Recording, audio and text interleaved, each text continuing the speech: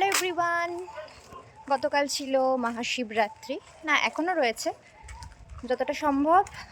আজকের বিকেল 5:34 মানে ওই 5:30 পর্যন্ত মহাশিবরাত্রি তিথি রয়েছে।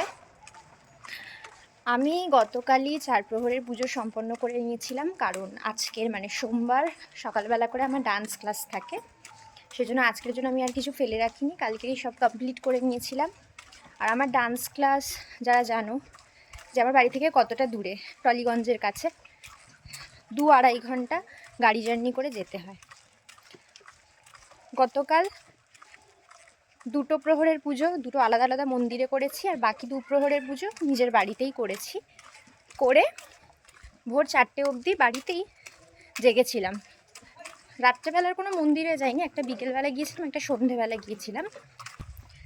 তো কালকে উপোস থেকে পুজো দিয়ে দেন ভোর 4টে অবধি জেগে আবার সকাল সকাল ঘুম থেকে উঠে, আর আজকে যেহেতু সোমবার ছিল, সোমবার সকালবেলা মানে যে কোনো পাবলিক ট্রান্সপোর্টের অবস্থা কেমন থাকে, অফিস টাইম, এত ভিড়, মানে 2-2.5 ঘন্টা টানা বাস জার্নি করে এবং দাঁড়িয়ে, বাসের সিটও পাইনি আমি, বাসে দাঁড়িয়ে গিয়েছি।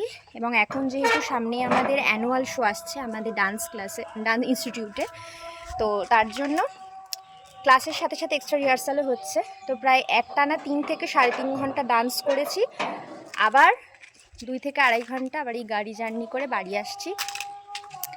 তো এই যে আমি ফাইনালি বাড়ি চলে এসেছি। তো মহাদেবের অনেক অনেক কৃপা যে আমি এখনও ঠিক আছি।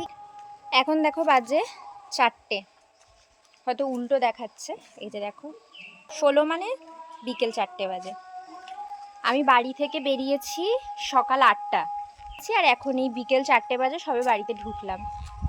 এটাই শেয়ার করার জন্যই ছোট্ট ভিডিওটা আমি বানালাম। তো এখনও পর্যন্ত আমি ঠিক আছি, টিকে আছি, এটাই হচ্ছে ঈশ্বরের অশেষ কৃপা। তো তোমাদেরও শিবরাত্রি কেমন কাটলো সেটা আমাকে জানিও কমেন্ট সেকশানে। আর সবাই খুব খুব ভালো থেকো। হর হর মহাদেব।